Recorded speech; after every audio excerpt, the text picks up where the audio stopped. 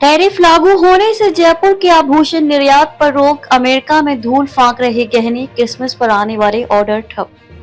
अमेरिकी राष्ट्रपति Donald Trump द्वारा बुधवार को 50% टैरिफ लागू होने के बाद जयपुर के आभूषण बाजार में बेहद चिंता की लहर है। जिन गलियों में आभूषणों की खनक सुनाई देती थी, आज वहां खामोशी का दौर है।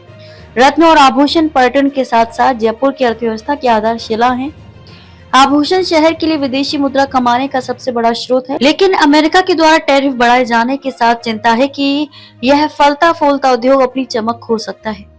प्रसिद्ध जौहरी बाजार या आभूषण कारीगरों के बाजार से लेकर जहां पारंपरिक जौहरी सबसे उत्तम आभूषण मीनाकारी से सजे कुंदन पोल की सेट बनाते हैं, गोपाल जी का रास्ता की सक्रिय घुमावदार गली तक जहां व्यापारी मोती, गहने, रंगीन रत्न और कीमती पत्थर बेचते हैं, पूरा इलाका चिंता में डूबा हुआ है कि आगे क्या होगा।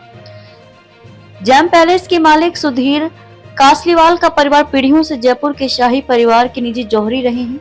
जयपुर की प्रसिद्ध राजमाता गायत्री देवी उनकी शाही संरक्षक थीं और वर्षों से जैम पैलेस ने अपनी कालातीत शिल्पकला और विरासती आभूषणों के लिए एक प्रतिष्ठा अर्जित की है।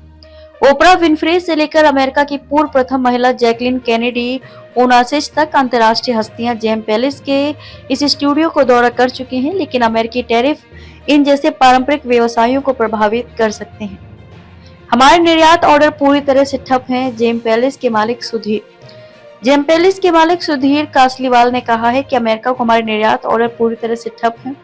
वास्तव में खरीदार और ऑर्डर देने के लिए तैयार नहीं है। उन्होंने कहा कि हमारे स्टोर पर आने वाले विदेशी पर्यटकों में से 70% अमेरिकी हैं और टैरिफ का जयपुर में हमारी बिक्री पर भी निश्चित रूप से असर पड़ेगा।